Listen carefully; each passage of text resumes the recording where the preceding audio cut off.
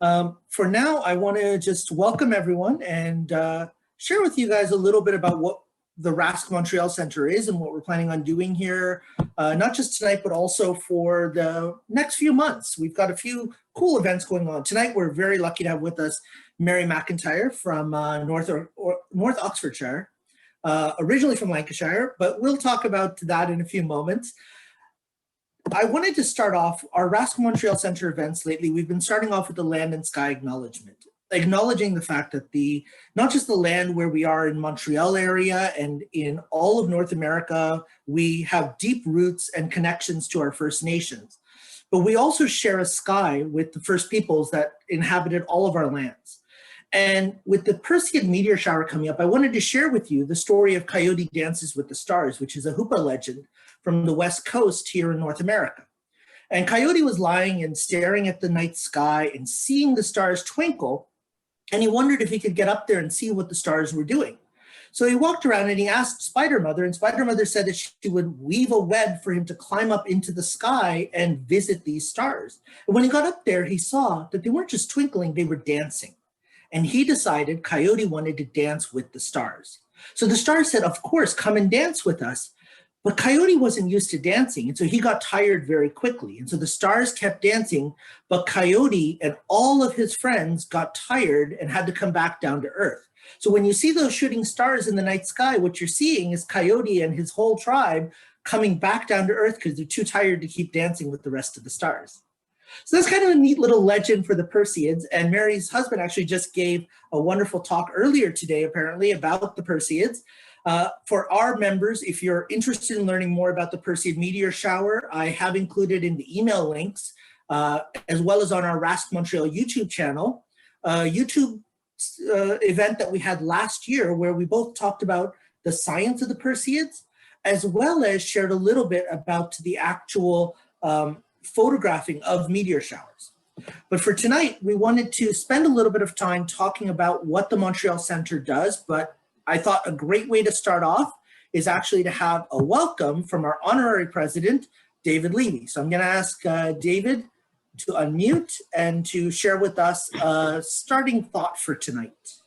Well, thank you so much, and thanks for inviting me to do this. I love doing this, and it's really a tradition that we do on each of our bi-weekly Zoom meetings that we have with the Montreal Center, including one that I believe is scheduled a couple of hours away after this for tonight. Not tonight, unfortunately. Tonight they're actually going observing. Can you believe it? Okay, well, actually, after this meeting is over, I don't know what I'm going to do. I'll have to put my head in the sand or something. But anyway, I love what you said about the Perseids. It brought me back to 1962 when I was 14.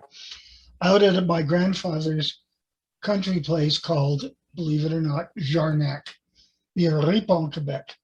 And on August the 12th, 1962, I was observing the Perseids. And more recently, I was imagining each of those Perseids that I saw, little specks of dust wafting through the atmosphere, landing in the stream near our cottage, floating down to the Ottawa River and into the St. Lawrence River. And of course, the Perseids, by another tradition, are called the Tears of St. Lawrence. But anyway, today's quotation that I'd like to share with you comes from Ralph Waldo Emerson. When I was at Acadia years later, I studied Emerson's close friend, Henry David Thoreau, really enjoyed him, but never really got much into Emerson until just a few years ago. And I have this quotation from him. It's from his essay on nature that was written or published in 1836. To go into solitude, someone needs to retire as much from his chamber as from society. I am not solitary whilst I read and write, though nobody is with me. But if someone would be alone, let him look at the stars. I'll say that again. If someone would be alone, he should look at the stars. The rays that come from these heavenly worlds will separate between him and what he touches. One might think that the atmosphere was made transparent with this design to give us in the heavenly bodies the perpetual presence of the sublime. seen in the streets of cities how great they are. And this is the key. If the stars should appear one night in 1,000 years, how would we believe and adore and preserve for many generations the remembrance of the city of God, which had been shown? But every night come out these envoys of beauty, and light the universe with their admonishing smile. Thank you very much. That was beautiful, David. Thank you so much. So David is our honorary president for our RASC Montreal Center. We are very lucky right now during COVID times to be able to share a Zoom connection with David during our clubhouses, which actually happen twice a week. We have clubhouses Wednesdays and most Saturdays, unless, as it seems to be finally happening occasionally, it's clear weather and we're allowed to actually leave the island and there's no curfew and we can actually get out under the stars together as a club. We're still really being careful with physical distancing, but David Schumann, one of our exec, is leading an outing tonight to one of our dark sky areas, Thompson Park, and they're going to be finally going out there. So any members that are watching that want to go out tonight, check through your emails. You have an email from David Schumann and you can reply to let him know you want to come. We are still being very careful with COVID restrictions so that we are contact tracing just in case. So the Montreal Center has been around for over 100 years. We're 160 plus members strong. We have an observatory in the Morgan Arboretum in Montreal, a dark sky site, as well as a public dark sky area that we go to that some members are going to tonight. We share with each other observing events, workshops, we do clubhouses, we have a library at John Abbott College, and we share some equipment rentals as well as swap sales annually. We have a newsletter, Skyward, and our most recent edition just after the annular eclipse is shown here. Our Skyward editor, Gerald, is actually on tonight. If anybody has ideas for articles, you can always reach out to Gerald. And we have monthly public events that we run for free for the entire Montreal community and lately for pretty much globally. We also do outreach to local groups. And so we have outreach planned for the next 2 weeks for the Perseids, including a talk and 2 star parties for Beaconsfield residents and a star party for John Abbott College Arts and Sciences students. So if you want more information, you can always visit our website, rascmontreal.org/moon. We also have, for our clubhouses, guests come in all the time. So this past week, we had a really wonderful clubhouse on July 20th on the Chinese space program by David Schumann. We have another clubhouse scheduled for Wednesday, August 18th, and the topic for that is still to be decided. But whenever there's a no-go for observing, we're in the clubhouse. So we can still sit and talk astronomy, talk space sciences, what's most recent in space exploration, we can share it together. If you're interested in joining the RASC Montreal Center, the information is there for the costs, and you can always visit our website for the Join Us information. Now, with the RASC nationally, we have several programs. We have a program for kids called Creation Station, which was extended until tonight. So if you know kids ages 5 to 12 who have drawings or poems or stories about space, they can submit to Creation Station and we will share them nationally. David and I are also both involved in the global star parties, and the most recent one this past Tuesday was about our place in the universe. So every Tuesday night at about 8 p.m. Eastern Daylight Time, you can join Explore Alliance on the explorescientific.com website, and you can sit down for a wonderful, almost 5 to 6 hours of astronomy talk, and it's really a blast on Tuesday nights. Speaking of these awesome astronomy talk events that have happened, really kind of taken off over COVID, Mary, tonight's speaker, myself, and a couple of our members who were chatting beforehand, Roger and David Galvin, we're all together on the Reach Out Touch Space panel on Astro Radio. Astro Radio is a 24/7 volunteer radio station that connects music and astronomy. And one of the neat things happening for one of the friends of Astro Radio is actually a Guinness World Record attempt in September. Mark Thompson is going to attempt a 140-hour astronomy lecture, starting on September 11th and going all the way through to September 17th. And that's all to raise money for the Believe in Children's Foundation with Bernardo's. If you're interested, please do visit Mark Thompson's website. We're also very happy to announce our August public events for RASC Montreal Center. We are partnering with Astro Radio, and we're going to be participating in Solar Sphere, which is an astronomy and music festival, which is typically done in person in England once a year in August. This year, it's going to be virtual. So the full lineup and details are available on solarsphere.events. And if you take a look, there's everything from music shows that will be broadcast on Astro Radio, and then talks, lectures, workshops, and chats that are all going to be available on YouTube. And if you want to attend all of them live, you can even join in by Zoom. And you can feel free to email me or to go to solarsphere.events to learn more about this. And finally, I'm really pleased to announce our September keynote Thompson lecture for this year is going to be Elizabeth Howell, who is a space writer, a writer for Sky News magazine, and an astronomy communicator who had the opportunity to spend 2 weeks in the Mars isolation mission from the Mars Planetary Society. And so she's going to share with us what she learned with 2 weeks on Mars. And that's our Townsend 2021 lecture. It's going to be on Zoom on Saturday, September 18th at 7:30 p.m. Eastern Daylight Time. But tonight, we're together this afternoon to learn about how to really capture the movement of the stars in the night sky. And I'm very happy to have with us today Mary McIntyre, who's a fellow of the Royal Astronomical Society in England. She's been a fellow for over 3 years now. She started off in Lancashire, but she's been in North Oxfordshire with some dark skies, which is just fantastic. Mary is a science communicator, astronomy communicator, and some of you on Facebook will have seen the amazing drawings that she's been doing. She has some amazing sketches. She did a 60-day sketching challenge, and she sketched everything from moon drawings to meteor showers to nebulae. And I encourage you, if you get a chance to see Mary's pastel painting of the Veil Nebula, it will take your breath away. It took mine away. My wife and I used to look at it at times because our photographs are nowhere near as enchanting as that painting was. So Mary's going to share with us today some practical advice on how to take star trails and what software you can use to really get some of these amazing images yourself with a simple camera, with your computer system that you use for simple processing. And at the end, she's going to share with me a PDF that we will share with members. And if you're not a member, I will send an email out to all participants tonight, all registrants tonight.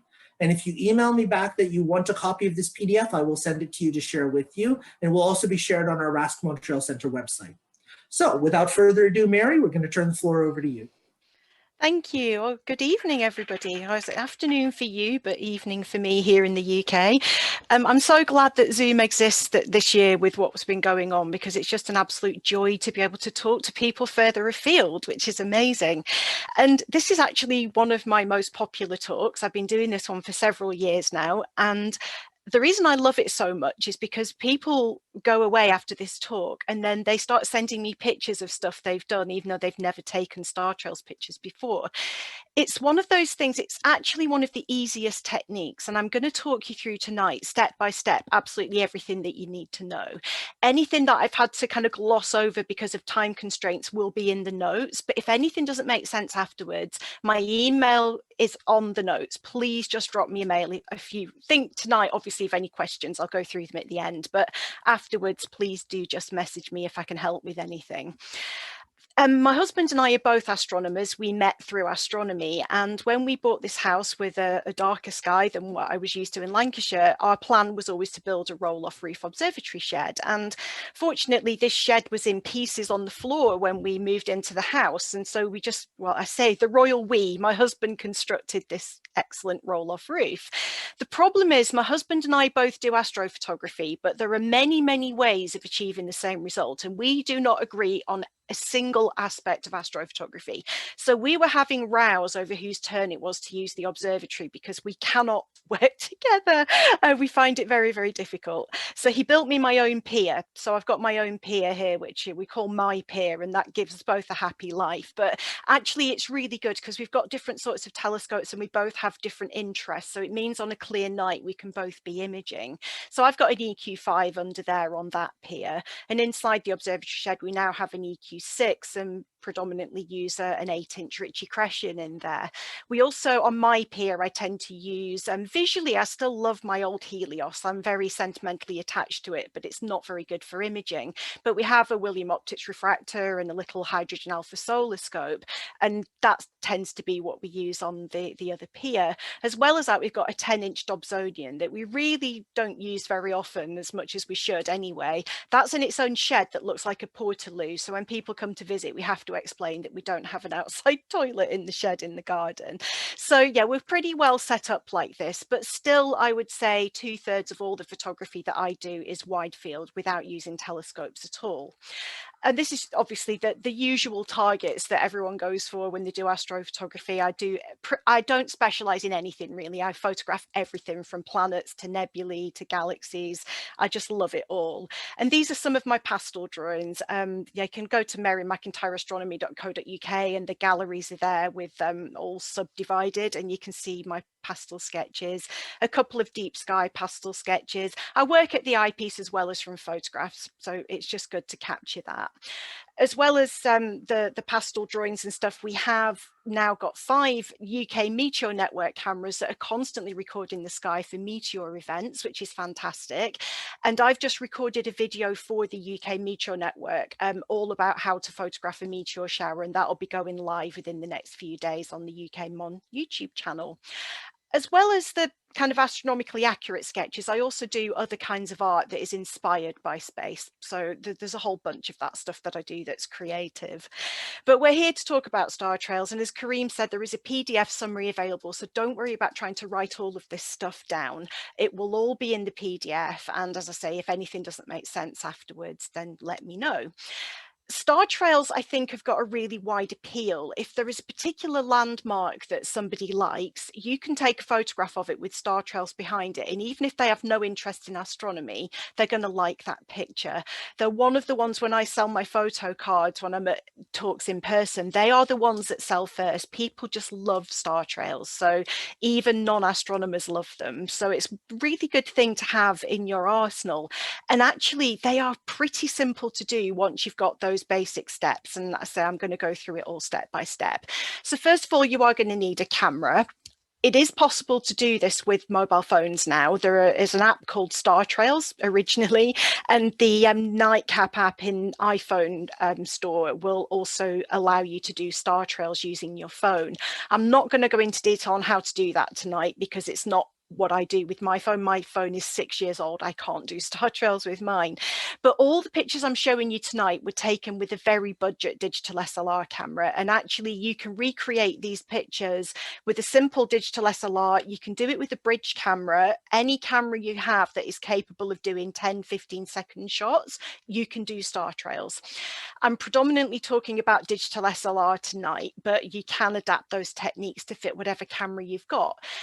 Originally, I just had the kit lens, which is fine. And I now use a wide angle lens as well, because it just gets as much sky in as possible. But you don't have to do that. If time is restrained, you can actually use a 50mm lens and zoom in on the sky, and the stars will move quicker in a given time period if you zoomed in on them. So there's a lot of things to consider, but generally, because I mostly work from home, I go with the idea that I'm going to focus really well, get as wide a field as possible, and then I can get creative with cropping later on. It's a lot easier to crop areas out than it is to try and stick them together afterwards.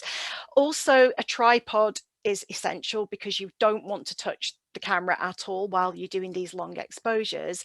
And for that reason, you're going to need a shutter cable. Now, for star trails, I always go for the simplest solution, the one that isn't going to run out of batteries or whatever. So these are the unbranded ones that are super affordable on Amazon. So if your camera has a port to plug one of those in, definitely get one, because not only can you just press the button and it take the picture without touching the camera, you can actually lock that in place. And if your camera is on continuous, it will just keep taking photographs throughout the whole night and you don't have to touch it again. It will just keep going until the battery runs out.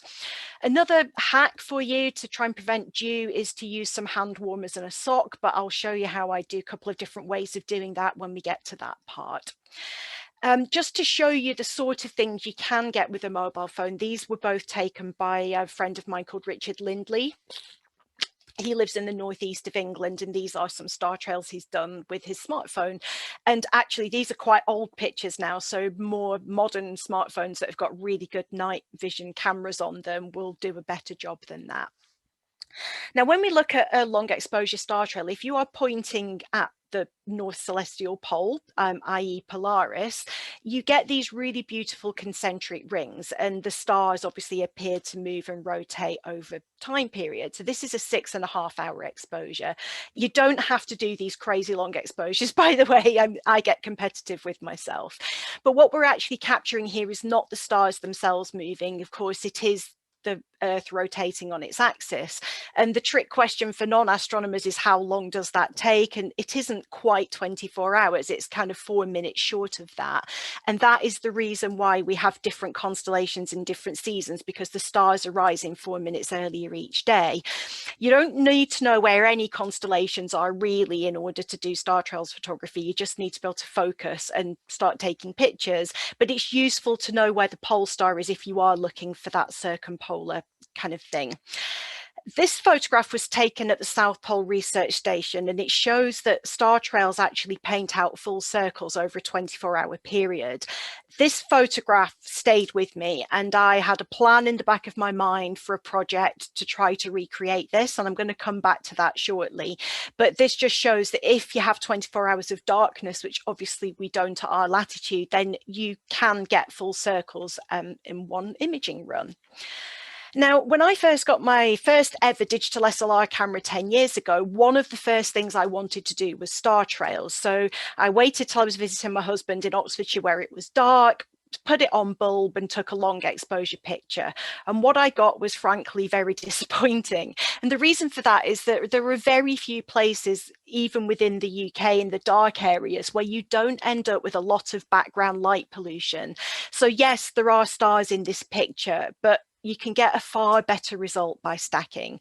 And when I say stacking, this is not the same sort of stacking that deep sky and planetary and lunar imaging involves. It's way simpler than that, I can promise you. There are many reasons why I choose stacking over single shots. I'm just going to go through some of those disadvantages. First of all, as you can see there, even from Bortle 4 skies, you've got a huge pink background after just 20-minute exposure. So the background is going to get very washed out, and you're going to lose all the faint stars because you need to do this at a very low ISO. So the result is just not as good as when you stack. Or only the bright stars are going to show up. And if you are somewhere with a lot of light pollution, then you're going to get very few stars at all. This is a crucial thing. We live under the flight path to Oxford Airport, or as they call it, London Oxford, even though we're nowhere near London. But we have a lot of kind of private jets coming in very low to land. We get helicopters, army helicopters, all sorts of stuff coming over. It's a fact of life that there are high level aircraft trails in pretty much every single star trails I've ever taken. My record was 28 aircraft in a 1 hour star trails. I'm fine with that. I'm happy with them, but the really low lying stuff can really spoil it. But also people in the UK are huge fans of these overly bright security lights that come on all the time. And if your camera happens to be pointing towards one, if that comes on, that's it. Your image is ruined. So it's a bit of a nightmare. Now, if you stack, you can overcome a lot of those problems, and it gives you some other benefits as well. First of all, because you're going to be stacking lots of things together, you can do a shorter exposure, and I tend to do 30 seconds, and I'll explain why in a moment. But the shorter exposure means you can then ramp the ISO back up, so you get loads more stars than you would get if you was just doing a single shot.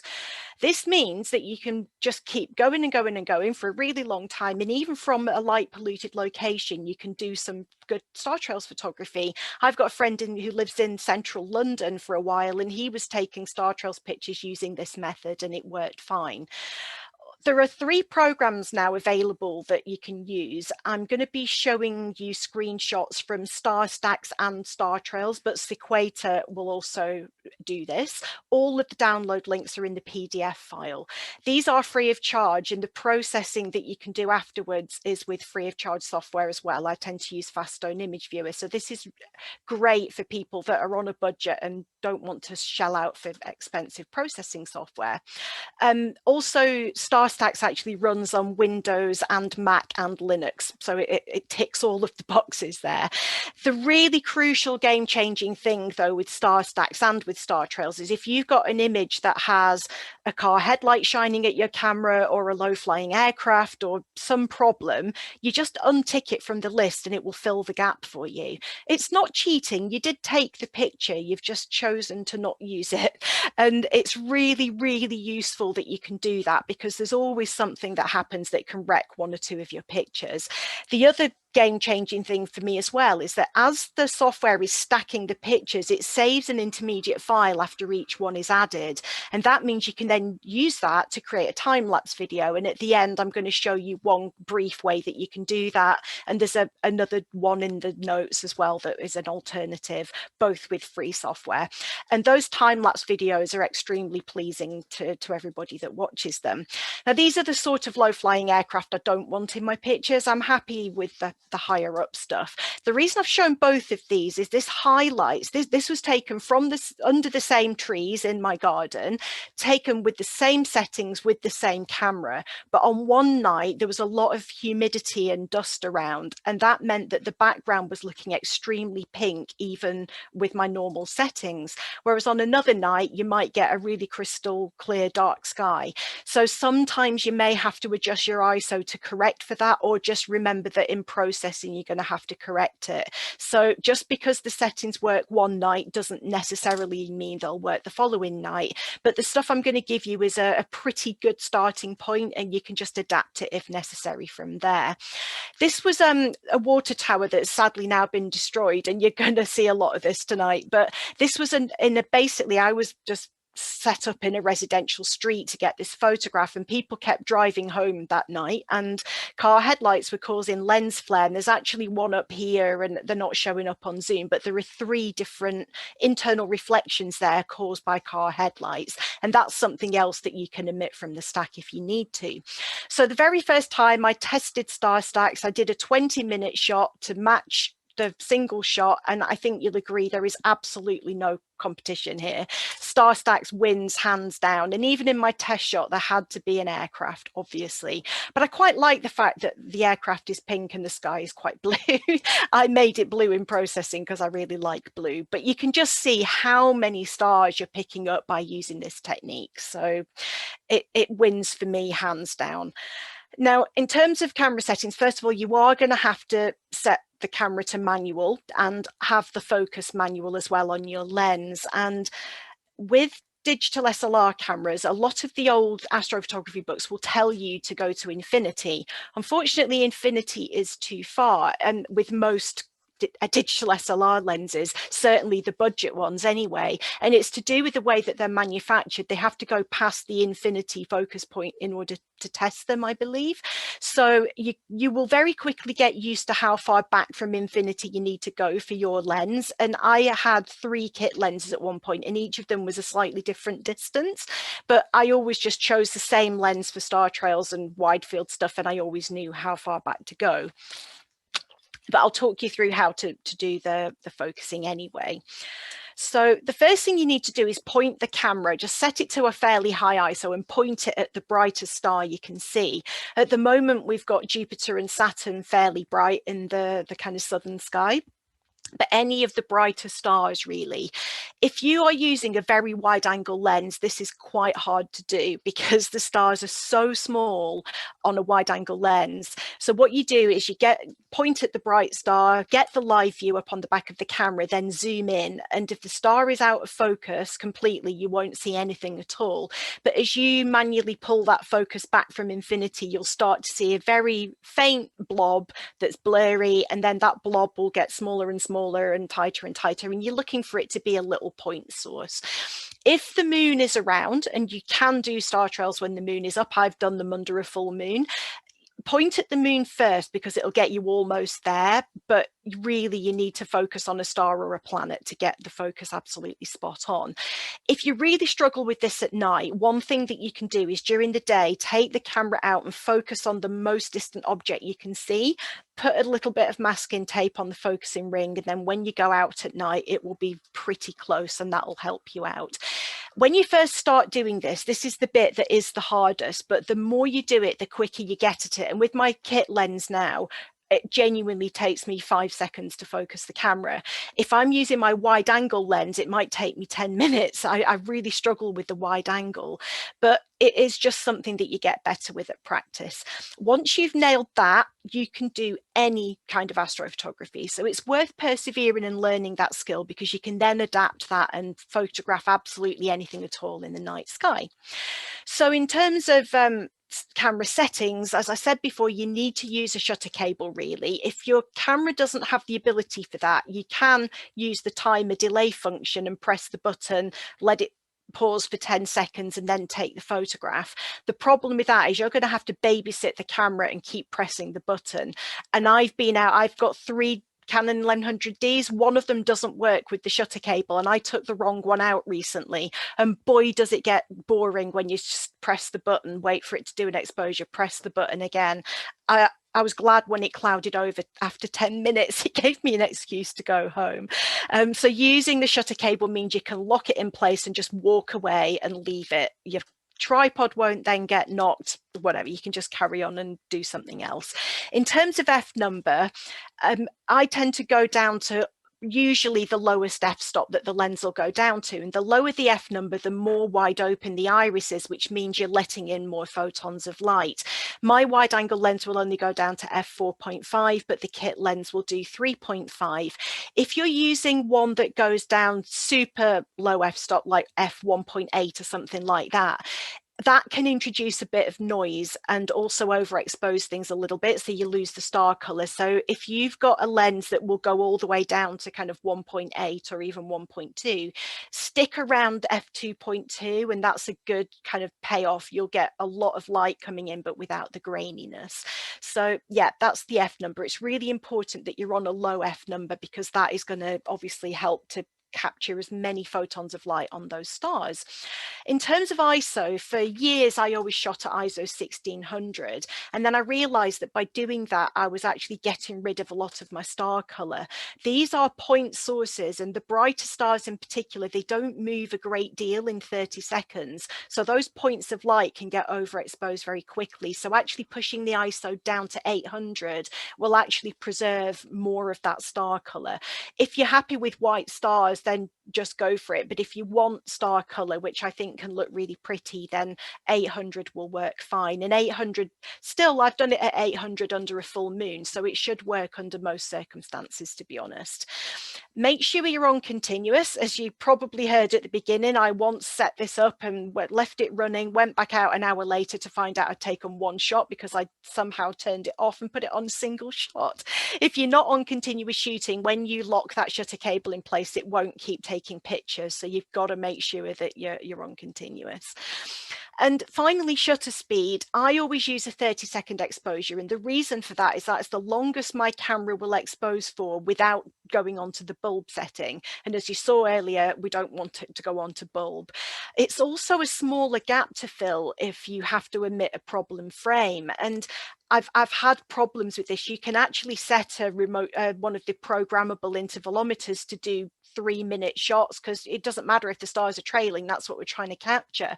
But if you've got a problem frame, a 3-minute gap is huge, and the software just won't be able to fill that in for you. So my go-to is 30 seconds if I'm shooting star trails. But one thing that I always do, if I'm doing meteor shower photography, I only expose for 10 or 15 seconds. You can still do star trails with that. So 30 seconds is just what I go to for star trails, but it will work if you do 10-15-second shots. You're just going to have a lot more images to stack. So 30 seconds is a good starting point, I think. Turn off your flash, especially if you're with other people who are trying to do observing, because they won't appreciate a bright camera flash going off. Now, I say that kind of tongue in cheek, but there is one thing you can do with them. The software is really good because the way it stacks is very different from the way it does with things like Deep Sky Stacker. It will look through the set of images and it will never brighten the picture beyond the brightest part in a picture on any one of those exposures. So what that means is you could have a security light next door that comes on 16 times throughout your imaging run. The tree will never get brighter than it did when that one light came on. So you can use that to your advantage and just take one exposure with the flash on to illuminate your foreground. I haven't done that. I've done light painting with a torch, but if you wanted to, you could do one with the flash, but in general, turn it off because you don't want to do that. Really, you don't want to spoil it for everybody else. Also, I always shoot in color, and the reason for that is it's very simple to desaturate it and make your image black and white or sepia, but if you've shot in black and white, it's incredibly difficult to put color back in. There are people that can colorize black and white pictures. I am not one of them. My Photoshop skills take me where I need to be in terms of image processing and nothing more. So just always shoot in color. It's a lot easier to desaturate than to try and put color back into a black and white picture. The final thing you need to do is decide on composition. And I'm going to show you some photographs in a moment that will demonstrate how things look when you're pointing different directions. But you need to think about whether you want those circumpolar star trails with the concentric circles coming out. Foreground interest, if you've got something in the foreground, it really makes the shot much more interesting. So you might want to put a tree there or an outbuilding or something. And do you want to light paint a couple of those shots and include them? Now, what I do, the times I do this, I will light paint one or two pictures and stack it with that included and without it included. That way you've got both versions, and I'll show you what that looks like in a second. You also need to think about how long you're willing, if you need to go on location for this, how long are you willing to sit in a cold field for? Also, if you're going to be doing very, very long exposures, think about investing in a mains power adapter. And I now have a mains power adapter because we've got power at the pier in the garden, so I can plug it into the mains and know that it's not going to run out. And also think about your tripod height as well, because the general thing you just do on autopilot when you first start this is have the camera at eye level, but actually if you drop it right down to the lowest your tripod will go and kind of shoot looking upwards of your landmark, you get a very different effect. It gives a really different feel. So experiment with that and see what you like best, and you can do it lots of different ways and it all works fine. So this is an example of light painting. All I did here, the moonlight was actually illuminating this bit of brambles, I think that is. We have a lot of those in our garden. So what I did here on this fir tree is just on one exposure, I just used my LED head torch to illuminate the tree, and then I stacked it with that included and without it included. I like both. I quite like foregrounds in dark silhouette, but I also like illuminated foregrounds. This gives you the flexibility to get both out of your imaging run. If you can maximize what you're getting out of your pictures, then that's excellent. You guys will already know this, but if you're going to do circumpolar star trails, you need to know how to find the pole star. And to do that, just look for the plough. It's a really bright asterism, visible every night of the year from the Northern Hemisphere. And although it'll be in different orientations, do be in Mirac, these stars here. If you follow the line up there, the next star that you see with your naked eye will be the pole star. It's not very bright, and whenever I do stuff with children, there's always this misconception that the pole star is the brightest star in the sky, and it really isn't, but it's very close to the celestial pole. So if you've got that in shot, then you're going to get the circumpolar concentric rings. You will not see Polaris on your viewfinder or on your live view screen. So you're going to have to take some test shots to make sure that you've got your framing right, because it's about Mag 2. It's really difficult to see on the back of the camera. So I'm going to show you a few circumpolar star trails of different lengths. As I said, I get competitive with myself and I have to keep pushing for longer and longer and longer.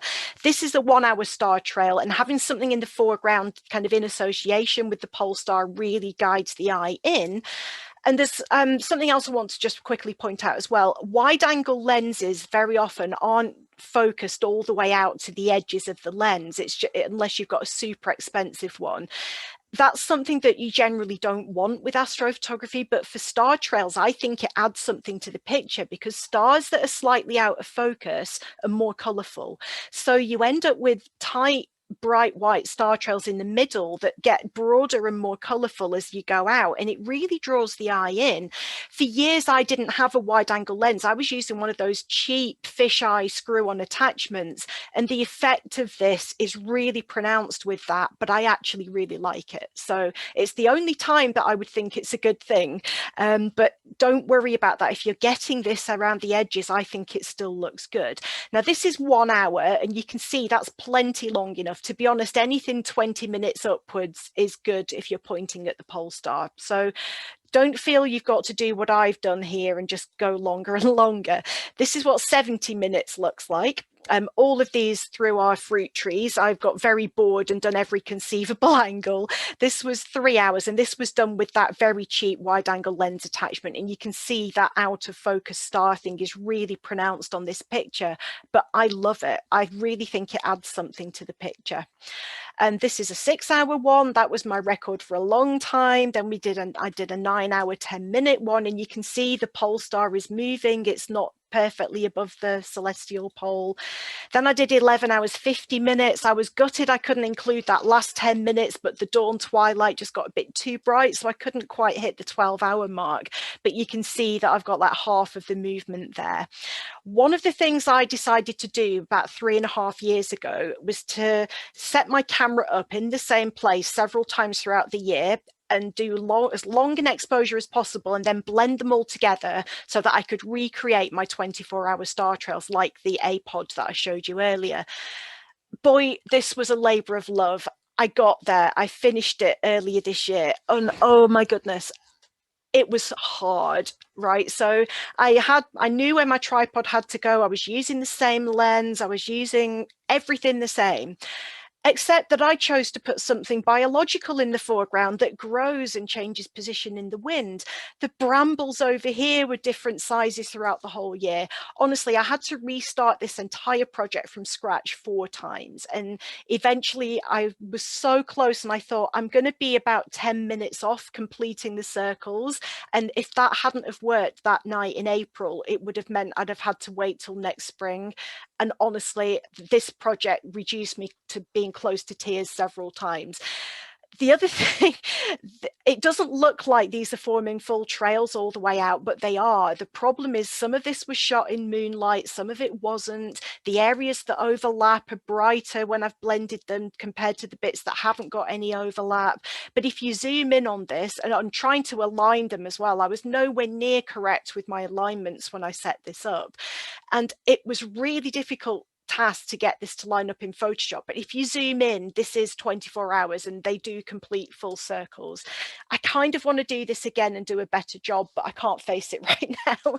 But if you're a glutton for punishment, that's definitely a long-term project that you could try out for yourself. But as I said, you don't have to do this. 20 minutes is fine. Honestly, you don't have to get competitive like that.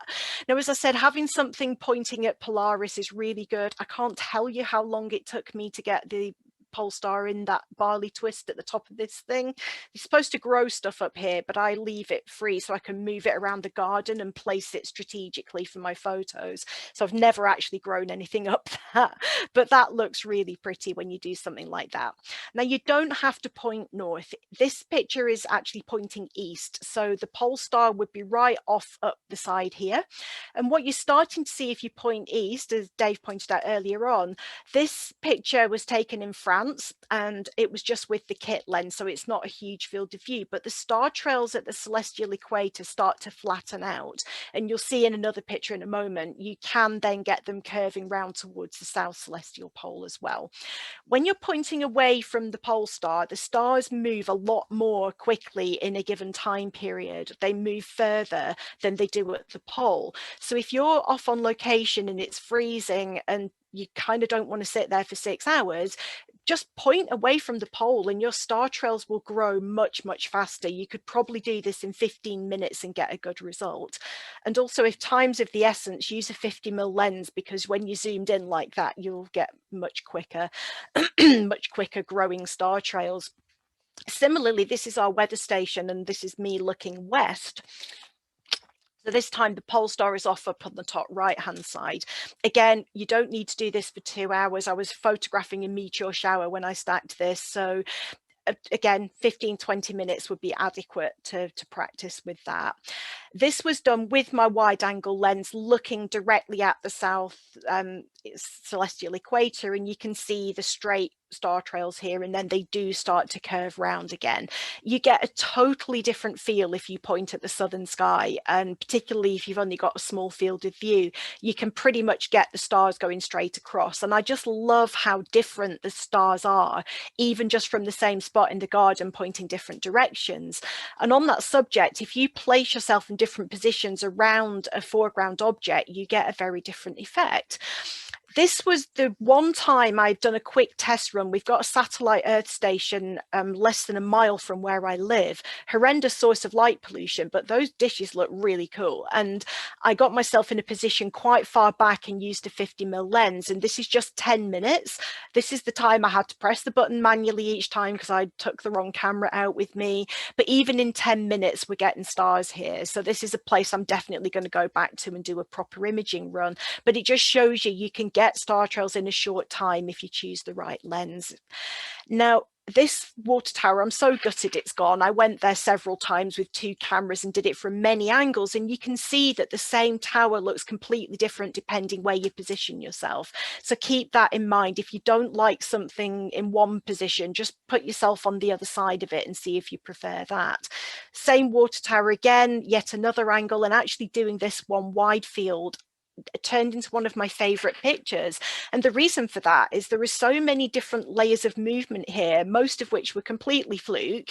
I'd obviously positioned myself here to get this nice wide field shot, but there was a really bright satellite flare. Obviously there was the stray aircraft, but then this big one came over and turned, and I really liked the curve of that. And then someone drove home and there's a light trail from their car. Initially I was like, oh damn, I'm going to have to exclude that from the stack, but actually I love the car headlight trails with that picture. So most of the aspects of that picture I love were not things I planned, but it just shows that you can get surprised. Not far from here as well, we have this wind turbine on a farm, and it's just an isolated farm at the side of a very busy main road and a very narrow footpath outside it. And that's somewhere else I've been a couple of times with 2 cameras and done different angles on it. And this occasion, this is a busy road. I was there at 1 o'clock in the morning on a Sunday night, Monday morning, and pretty much a steady stream of lorries doing 60 miles an hour, making the tripod shake, but also giving me horrendous headlight flare in the lens. By the time I emitted everything from this stack that had headlight flare in it, I had 4 pictures left. However, I ended up with one of my favorite Milky Way shots that I've ever taken as a complete accident. It just so happened the Milky Way was in the right position. I wasn't going for that shot, and I ended up getting it. So again, you just don't know how things are going to play out with astrophotography. It can surprise you. If you are somewhere near bodies of water that are quite still, you can totally get stars reflected in it. Just the other night, I shared a picture of Jupiter and some stars reflected in a puddle next to a farm where I'd parked up to do some Milky Way photography. This was taken by a friend of mine, Stephen Cheatley, in the Lake District, and we get a lot of rain in Lancashire. That's why there's a lot of lakes there. But you get this reflected sort of star trails on the water. It just looks so beautiful. So if you are somewhere that has water, definitely give that a try. Oxfordshire's fairly landlocked, so I don't really have that option. When you're shooting the photographs, make sure the tripod's firmly anchored. Now, I have 4 cats, and our neighbour's cat's always in the garden. They're always running around and headbutting the tripod. Make sure you've got something weighing it down a little bit so it's less susceptible to that kind of thing. If you've got a dog with a waggy tail, keep it away from the tripod, because pets think it's the best fun in the world to be outside at night. But also, if you are at the side of a busy road that has lorries going past, drop the tripod height down, because the taller something is, the more unstable it is. So if it's windy or you're likely to get kind of drafts from passing traffic, just keep the tripod low and weigh it down with something, and that will make it stay firm. So I tend to use my camera bag, or sometimes a bag of potatoes in a carrier bag. Just have something heavy with you to do that. Now, I mentioned the problem with fogging up the lens. It doesn't happen every night, but it can happen any night throughout the year. Basically depends where the dew point is. And the worst I've ever experienced was at Astro Farm in France, where every 4 minutes the lens was completely and utterly fogged up. Couldn't do anything that night. I didn't have my hand warmers with me.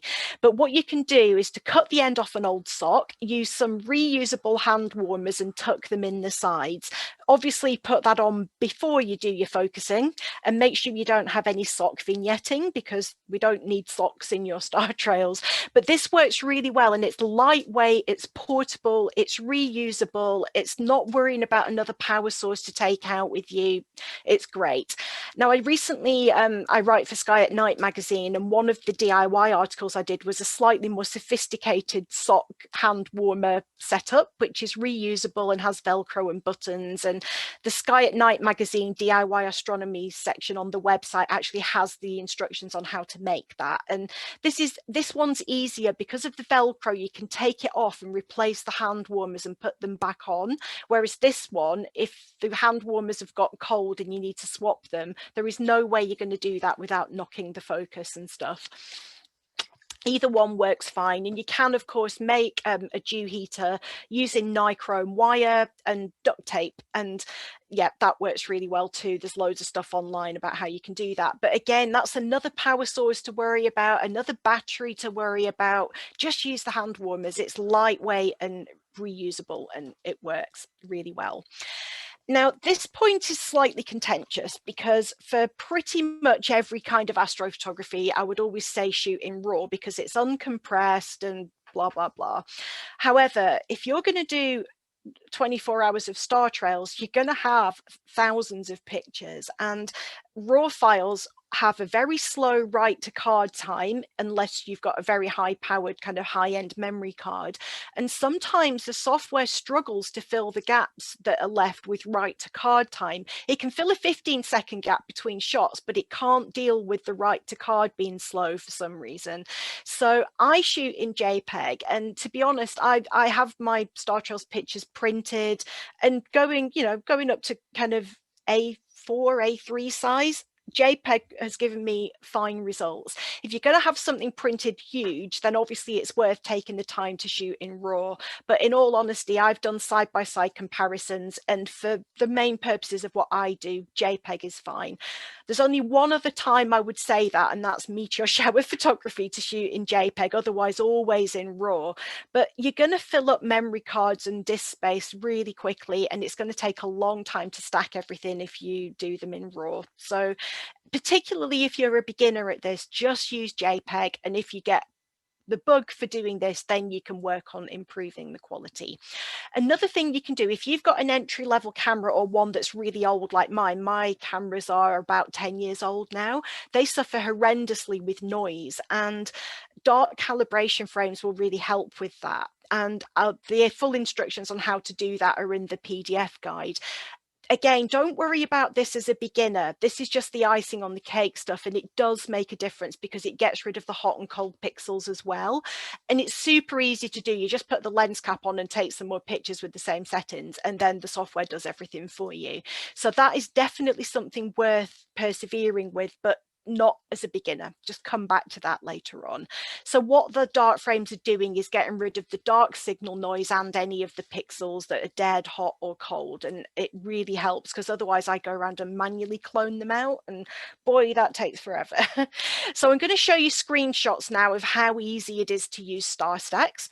So basically, you've got all of your pictures in a folder, you drag and drop them. That's my primary reason for choosing this one over Star Trails, because I don't like clicking File Open. But with this, you can drag and drop, and then you'll have all of your pictures here. So it's worth just looking through them first. I use Fast Stone Image Viewer to scroll through my pictures, delete anything that's a problem, or make a note of it. So when you drag and drop, you can untick the box. This is handy because if you've done a light painting in one of your frames, you can stack everything, save it, and then you can go back and untick the light painting frames, stack again, and it's all just there. Really easy to do. So it's such a simple piece of software. Over here, you want to make sure you're on gap filling, and then if you want to make a time-lapse video, you need to tick the cumulative save box. So those two are quite important. You can do other sorts of stacking with this software, but gap filling is what you need for Star Trails. And then tell it, make a new folder for your cumulative files, because you really don't want to mix them up. You want to keep them totally separate. And then you click that button up there if you're going to add dark frames. If you've done them, you don't have to, but if you've done them, you do that. Click stack, and then it does it. It just builds the Star Trails in front of your eyes. When you've done that, you click save.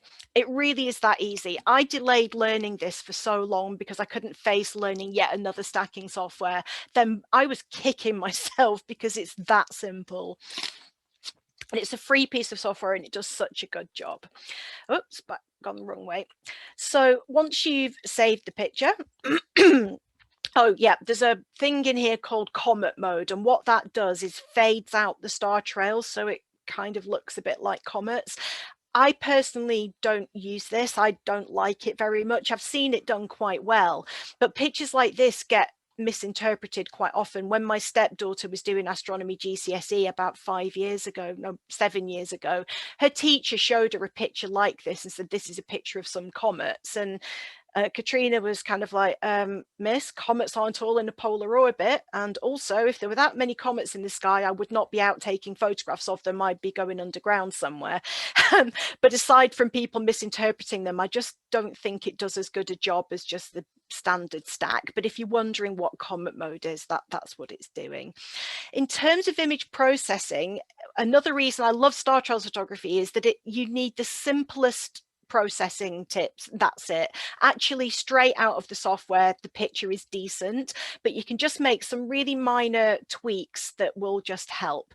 The first thing I like to do is a little bit of contrast enhancement, but if you put too much contrast onto it, the stars will kind of hurt your eyes. So you need to have a gentle hand with that, but it does make the background a little darker and the stars a little brighter. So just a little nudge of that is all that you need. If you've got kind of light pollution issues and you've got that pink sky glow, you can just cool it down in the color balance, just add a bit more blue, and that will counteract the light pollution. If you image under a bright moon, obviously don't point at the moon because it will just completely overexpose your picture, but if you point away from the moonlight itself will give you a slightly bluish glow to the background, and it actually looks really nice. The other thing you can do is just boost the saturation a little bit to show those star colors. And again, I do all of this in Fast Stone Image Viewer, and it takes about 2 minutes. One of the things that I love about Fast Stone is it has an absolutely excellent noise reduction function, and it's really good. For a free piece of software, it's the best one. I go to it all the time. So even if you haven't added dark calibration frames, you can smooth it out with that noise reduction button, and it does a great job. And then, as I said, if you've taken a wide field shot, you can crop it in different ways and get a very different feel from your picture. So I'm not one of these people that goes with the "you should never crop images" mantra. I just think get creative with cropping. There are no rules here, just do what you like.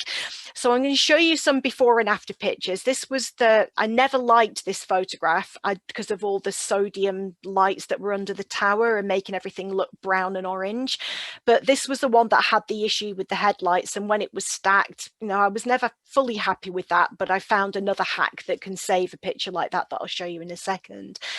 Very basic tweaks here. This tree had to go. I ended up cropping it out because it was blowing every time the lorries went past, but Oh, another thing I didn't mention as well is if you see thin cloud coming through the field of view, just keep shooting, because I don't think I've ever done a star trails that doesn't have thin cloud coming through at some point, but the stars are generally bright enough to shine through. And if that cloud is moving, they will just get bright again after it's gone. So you may get little bits like this where there's a little bit of kind of like brightness around the star in the cloud, but when stacked, it looks fine. So just keep going despite the cloud.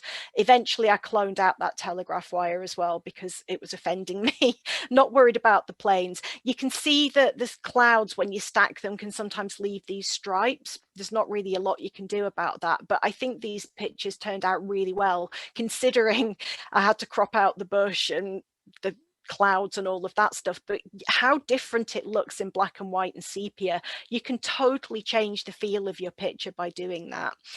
And this one was done under moonlight, so it had a kind of bluish pink background already. I just straightened it up a little bit and just added more blue. I like blue, you've probably noticed, but because this was well focused, I kind of made a crop of just the top of that as well. So you can do that if you want to. I can't decide whether I prefer the black and white or the color version of this, but shooting it in color means you get the option of both, and I always share both when I've done that. One thing I learned very recently that you can do to rescue a picture that you're not happy with is to extract the color channels. And it's just blown my mind what a difference this has made. I always hated this picture. There was something about the texture and the color that I didn't like, but I use Pip, which is another free piece of software that's excellent. You can extract the color channels of the stacked image. The green channel only has none of this horrible blue. They're obviously monochrome because they're the individual channels, but you've got this really lovely illuminated foreground and none of that orange sort of textural stuff. But the blue channel looks like some post-apocalyptic thing with a really silhouetted foreground. How amazing that you can get both of those out of one image that you didn't like very much. And I did the same with this one as well, because having the tower in silhouette makes it feel really menacing, actually. And I love how different these look. Now, obviously, the green channel hasn't fully got rid of that car headlight blob, but these pictures just look so cool. And I did the same thing. This is our village church, and I really want to go back and do this again because I was never happy with this picture. The sodium lights made all the stone have this really strange texture, and nothing that I did would make it work. And then I extracted the channels, and the green channel is pretty much the picture I had in my head when I shot it. So although these aren't color, it's a good way of rescuing a picture that you might not like. And it's another free piece of software, kind of almost one click to do it. So super, super simple. This was a kind of fairly wide field shot done with the wide angle lens attachment, and you can completely change the feel of that by cropping and using the rule of thirds and having the center of the concentric rings on the thirds boundary or just on the corners. Totally different feel each time, and you can even crop them centrally and make a kind of panoramic one of it as well. So get creative with the cropping. You can do loads of stuff like that. Now, this was a shot that I was going for when I was in France, and the humidity and the age of my camera really showed up how grainy this time lapse was, and I was never really happy with it. But I took all of those pictures and stacked them and got so many stars because it was pointing at the Milky Way, and I prefer this to the Milky Way stack. The message here that you can take away is that anytime you have done a series of images, whether it be meteor showers, time lapses of anything, if your camera has been in one position taking lots of pictures, just put them in star stacks because you never know what you're going to get out of it. And even if your original idea didn't work, you will get star trails out of it. And I do that with every meteor shower. I love noctilucent clouds. This is a star trails with noctilucent clouds, and these images had a 15-second gap between them, and then there were like 2-second shots, and the software is just filled in all the gaps. Obviously loads of aircraft, and somebody else drove into this field. It's a popular spot for other people to do things that aren't involving photography, and they rapidly turn around when they see you there with 2 cameras. But having the crops illuminated actually added a little bit more to that picture. This was Comet Neowise and the Noctilucent Clouds last year, and this is where I've done some star trails, blended it in with a single shot of the Noctilucent Clouds and Comet Neowise just for a bit of fun. And last year as well, I started to do what I call Mandala Stacks, where you take I was time-lapsing the comet throughout the whole night and then just taking every 30th shot and stacking it. So you end up with the stars forming these kind of dot mandala patterns, and then obviously the comet moving throughout the night as well. And you can see how its position has changed relative to the stars throughout the night too. So really good fun. And this is Aurora as well. I've photographed Aurora from Oxfordshire quite a few times now, not yet in this solar cycle, but in 2015 we had this amazing display. I stacked all of the pictures there and got star trails and Aurora. So no, it's really good fun. I'm just going to finish by quickly showing you how you can make a very simple time-lapse video with the star trails. Now, you'll remember that I said you need the cumulative files to be saved, and as I said at the beginning, this is where you've got a 30-second shot, add the second 30-second shot, it saves it, add the third one, it saves it. So you have an entire duplicate data set, but with the stars getting, the trails getting longer for each exposure. And once you've got that, you can then create a video with them. If you take just the shots without anything else, without the cumulative files, you'll get something like this, which shows a lot of aircraft and the stars moving, obviously, which is a really pretty video. But if you do that with the cumulative files, you get this, so you can actually see the star trails being painted out on the sky. Because it's a cumulative process, if an aircraft flies through, the trail will stay there. If a light comes on in the neighbor's garden and lights up a tree, it will stay lit up because that's what's in the cumulative files, basically. But that's just a fact you have to accept. It's the only way you can get the star trails to grow in a video. You can do this using Star Trails. It's the other free app called Star Trails. You can make Star Trails with this as well. They both give equal results, but Star Trails has a built-in video function. So once you've got your cumulative files, whether you did it in this one or the other software doesn't matter. But once you've saved the accumulation files, you basically just open those, and then up here, you just click this video icon. And then what I do, because there's usually quite a lot of images because I'm competitive and I do stupidly long star trails, the video will end up being huge. So I actually downsize the individual frames. I'm not cropping them, I'm just downsizing them. So instead of over 4,000 pixels, I make them around about 1,200. And for the purposes of what I'm doing, that quality is good enough. But if you're going to do it obviously HD, then you'll have to deal with the huge video file size. My laptop can't play anything that's bigger than 4 gigabytes, so I've got to restrict that.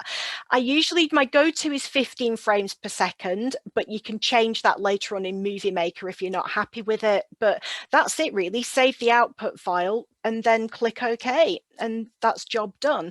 Now, if you do 15 frames per second and you've been imaging for an hour, and every frame is 30 seconds, a 1 hour star trails becomes an 8-second video. That's about the attention span of most people under 25.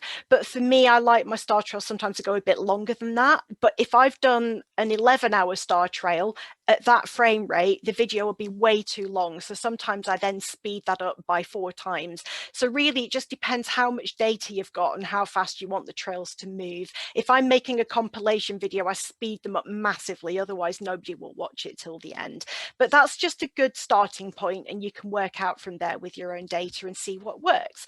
So I'm going to finish with a short time-lapse compilation of some of my star trails to give you some more inspiration. But before I do that, I want to show you some other things that you can do with Star Stacks. Everybody should download Star Stacks. It's fantastic. I'm not paid by them. I just love it. Excuse me. So you can use it because it doesn't have any fancy settings you need to worry about. If you take photographs during an eclipse with a wide field camera that's in the same spot, you can then stack all of those pictures together. And this is the 2017 eclipse. My husband and I went to Glendale State Park and we had our honeymoon there watching the eclipse, and it was amazing. And this was stacked with Star Stacks because it's a lot easier and a lot quicker than doing it in Photoshop. The other thing I've done with it is International Space Station transits, where I've used a high frame rate video, extracted the frames and then stacked the frames so that you've got lots of of the individual ISS frames there. And that I've done that on the sun and the moon several times, and it does a really good job. We've got the Perseids coming up, and this is what I've done here is just had my camera pointing the same way during the Geminids in 2018. There were 11 pictures that had meteors in them. If I stacked all of the pictures, the faint meteors got lost within the trails, but just selecting the 11 that had meteors in them and stacking them then gives you a simple way of stacking stuff together without the really complex methods that are needed to align the stars and showing a whole night's worth on a single shot, if that makes sense. It's just not something I've ever managed to do, but you can use star stacks and do that version, which is super easy. You can take a sequence of moon set pictures or moonrise pictures and stack them. I also got this helicopter transit in a couple of years ago, and I loved Airwolf when I was a child, so having a helicopter transit the moon on the night of the full wolf moon, this became my Airwolf moon picture. I was shooting in RAW at the time, so the write to card speed was so slow that I only got one shot with the helicopter in its entirety, but the other two I stacked as well, so it looks like there are 3 helicopters. And it's just a bit of fun, really. Terrible quality because the moon was just rising and it was a horrible humid night, but I love that picture anyway. You can use it for fireworks. It's really good for doing time lapses. This is my house, and the village scouts have their fireworks display on the field across the road from us, so it looks like the fireworks are coming out of our roof, even though they're not. And the other thing I do with this as well is lightning photography. If I've had my camera pointing in one position and there have been lots of lightning bolts, you can stack them together. This is 6 lightning bolts, and 5 of them followed this same track down. I've no idea what was there. I was in Oxfordshire. That lightning was taking place over Northampton, so it's quite a long way away, but I was using a zoom lens and cropped the images. So there was something tall there that the lightning kept coming down to.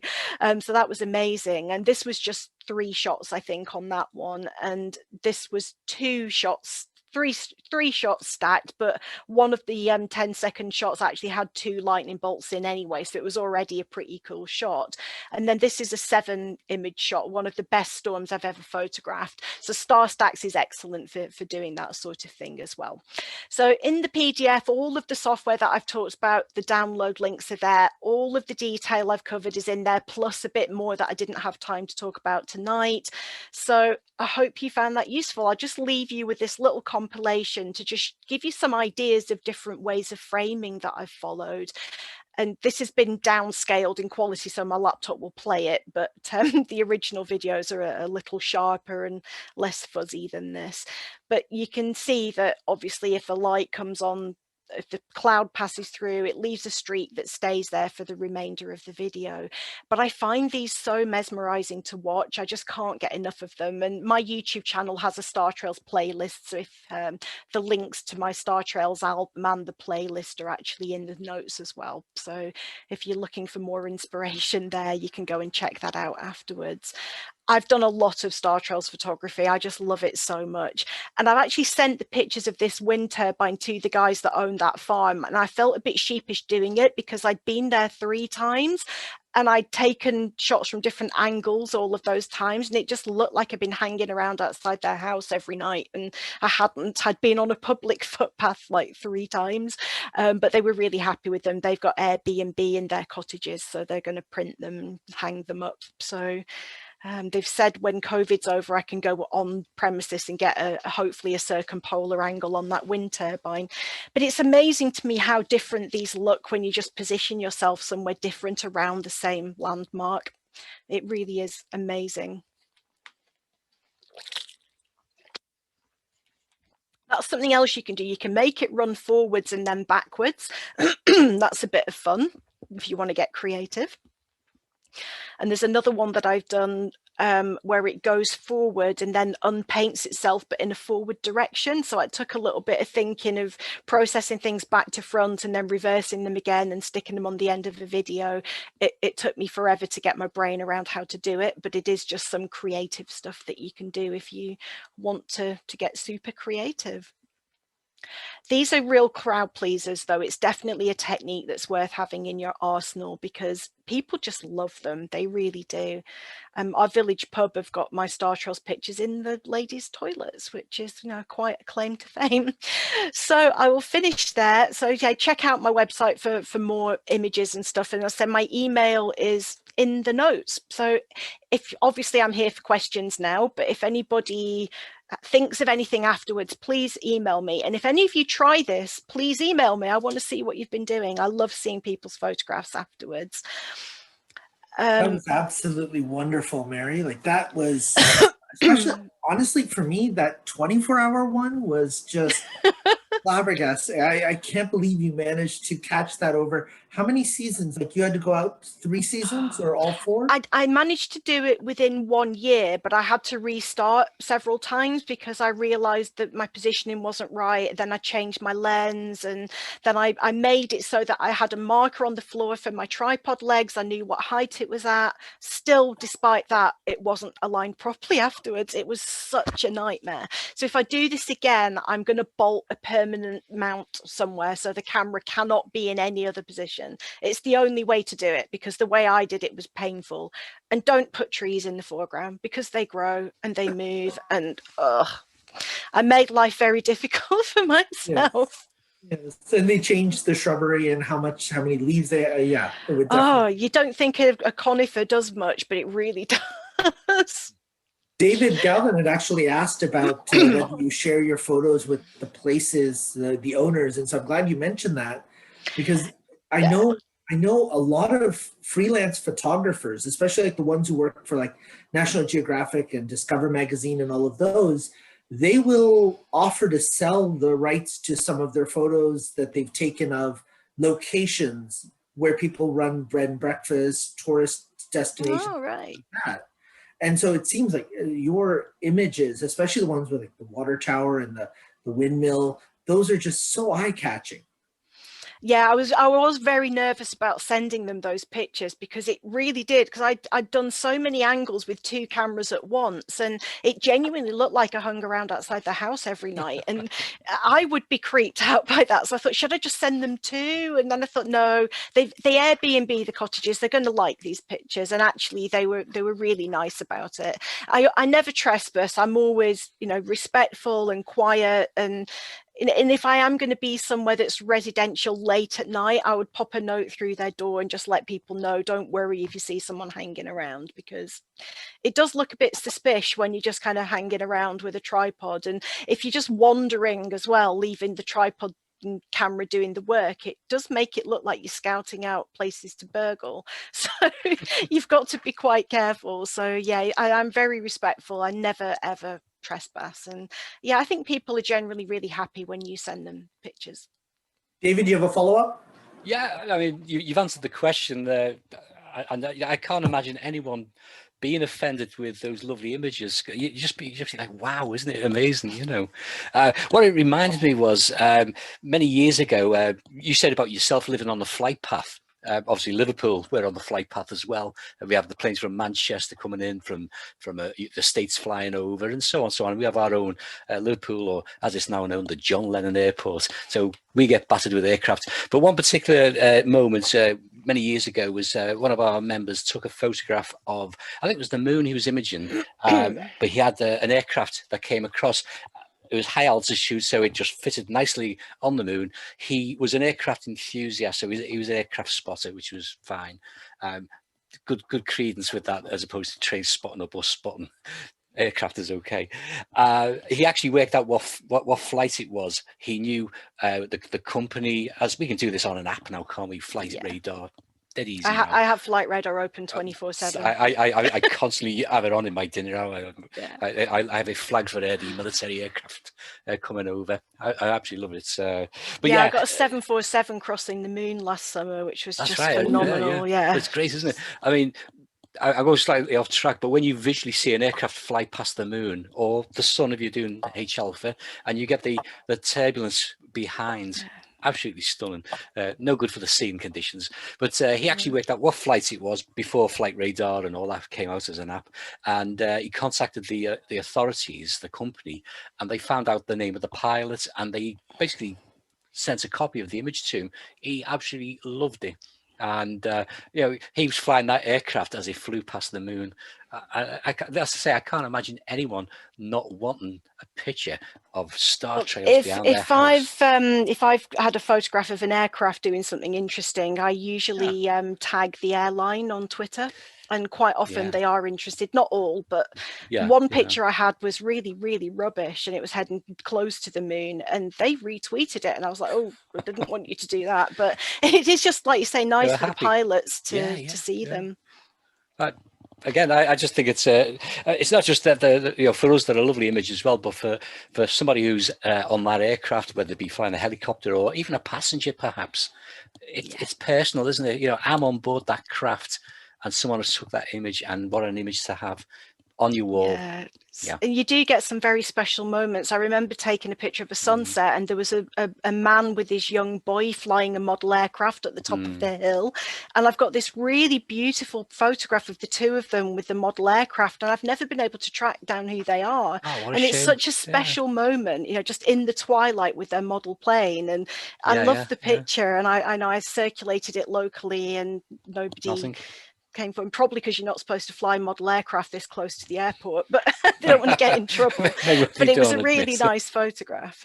So I had a question for you from another member. They were asking, you were talking about the intervalometers and the shutter release and being able to choose those. How do you feel about the apps that come with the smartphone, so that you don't have to hit the trigger or anything? You can just sit there and operate it from your app, but you can't do continuous shooting, right? You have to either choose the 10 shot and then redo it every couple of minutes. Do you feel like that takes away from it, or is it easier to do? Do you really think people should invest in the intervalometers, or? Well, the intervalometer is like £5, and it doesn't have batteries, and if you look after it, it'll last a really long time, and it will give you the option of just leaving it running all night. I know one of the apps we've got with the Star Adventure, you can tell it to do a sequence that you can put a high number in and make it run all night from the app. So a lot of the apps will allow you to do that. You can say take 800 pictures at 30 seconds or 1 minute or whatever, and it's fine, whatever works really. You don't want to have to keep touching the tripod, and if that means you don't have to go near it, then use the app. Generally, if my camera's doing that and it's a clear night, I'll be doing astronomy somewhere else in the garden. I'll have my binoculars or my sketch pad out or something, so I'm not, you know, sometimes I'm lazy and just leave the camera running and go to bed, but generally I'm doing astronomy elsewhere, so I don't really feel that it's taking anything away from that. You also mentioned the still lakes and being careful of when you've come back to star trails and you have a lot of wind or the lorries pushing trees around. What do you do when it is a windy night, but you want to sit there and you have an anchored tripod? Do you go without a foreground so that there's nothing moving in your picture? Or do you go with the foreground and emphasize the video rather than the still picture? You can just make a video of it, and that does work well, but with the cumulative stuff, the leaves will stay in position and then appear there again, but the straight video will show them blowing, which is nice. If it's really windy, I would just choose a foreground object that isn't going to move quite as much. There will be a bit of blurring, but you could also take shorter exposures, because then you can always blend one of the single shot foregrounds. That's one thing that Sequator does that's really good. It's another free software that I didn't talk about tonight, but Sequator will let you freeze the foreground. You can choose your favorite single shot, have that as the foreground, and then stack the rest, so it will save you doing a layer mask in Photoshop afterwards. But you can just choose, even if you just took one exposure at a shorter exposure time, so you don't have the movement, and then blend it back in with the stacked image. And I use Photoshop CS2, which is the free one I've had for absolutely years, and it works an affinity photo, you can do that as well, and it does a good job.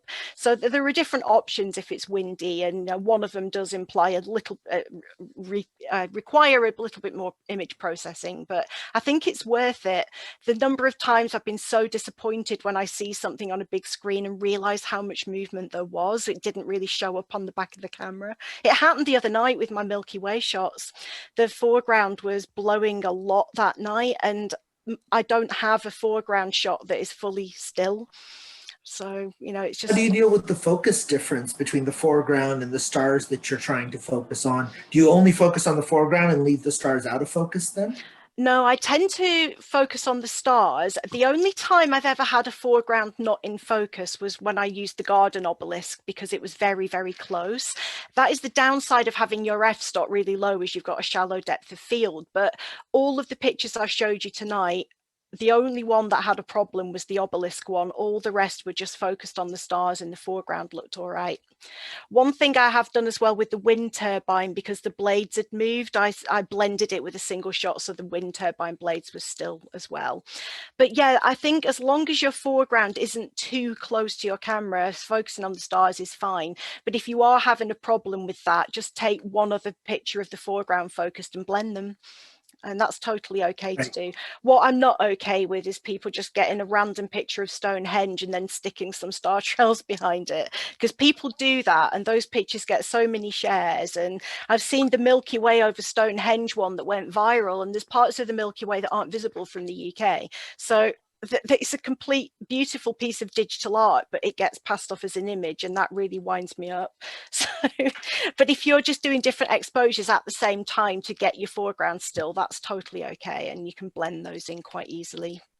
I was curious, so one of the things that you talked about was doing the 30-second exposures, because even if the stars trail, that's what you're looking for.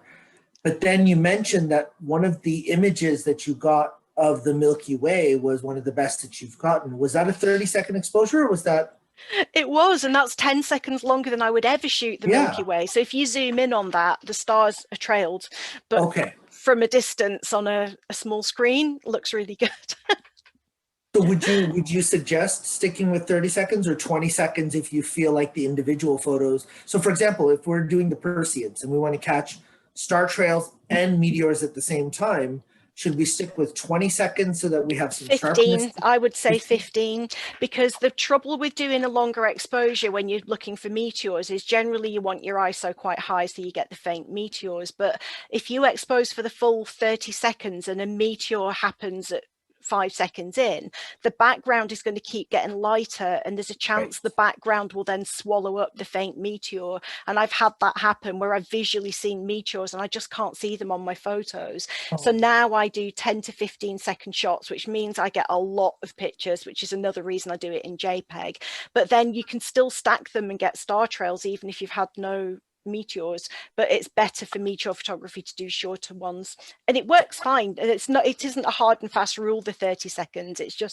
It's my go-to if I'm attempting star trails, but if I'm doing anything else, it's likely to be 10-15 seconds. I have to say, it's kind of funny because we started COVID times with a couple of astrophotography talks, and the astrophotography talks at that time, was always raw.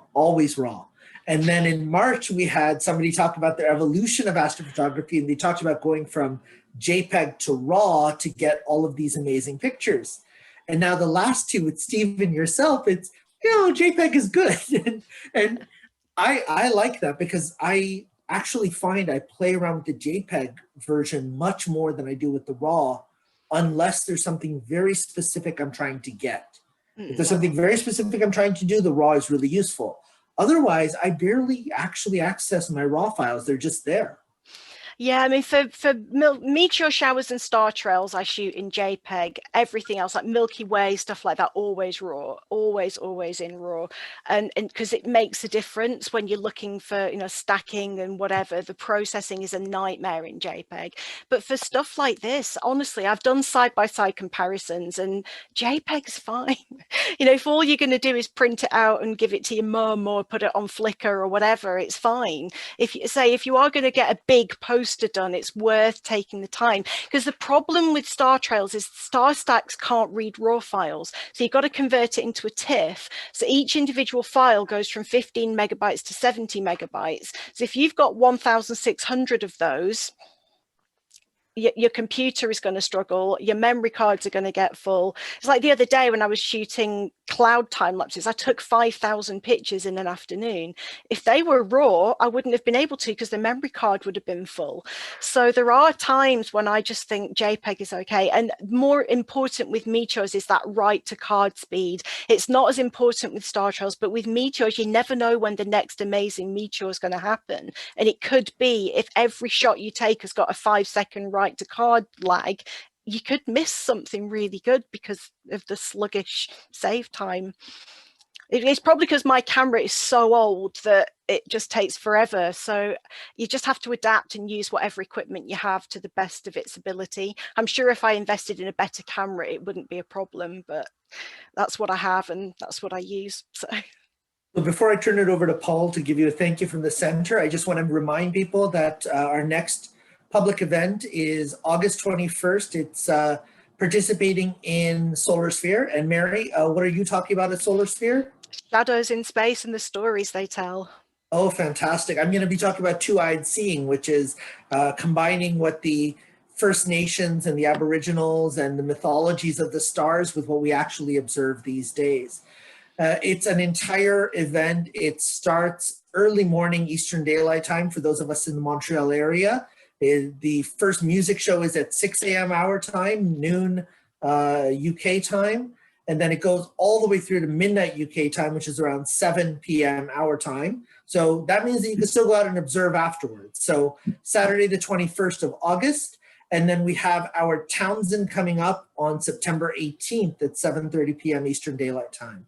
Paul is our center president. I'm just going to turn it over to him for a few final words before we stop recording and open up for informal discussion. Paul? Before you do that, I'd like to remind yes. Mary that we need to have some kind of a way to contact you if we'd like to ask a question or something like that. Thanks. My email address is in the PDF.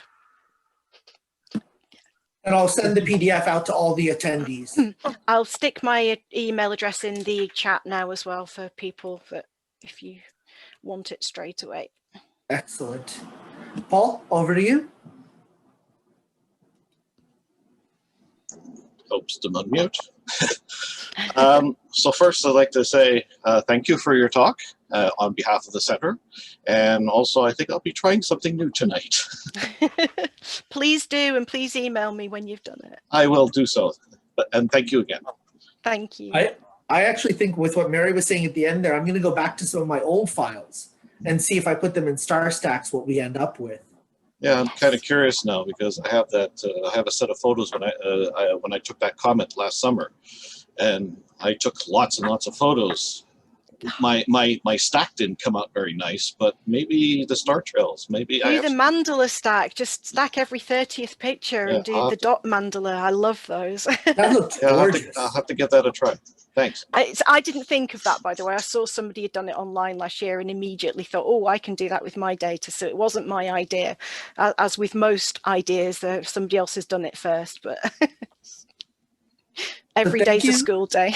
And thank you everyone for attending. I'm going to stop recording and invite you to open up your videos and let's keep chatting.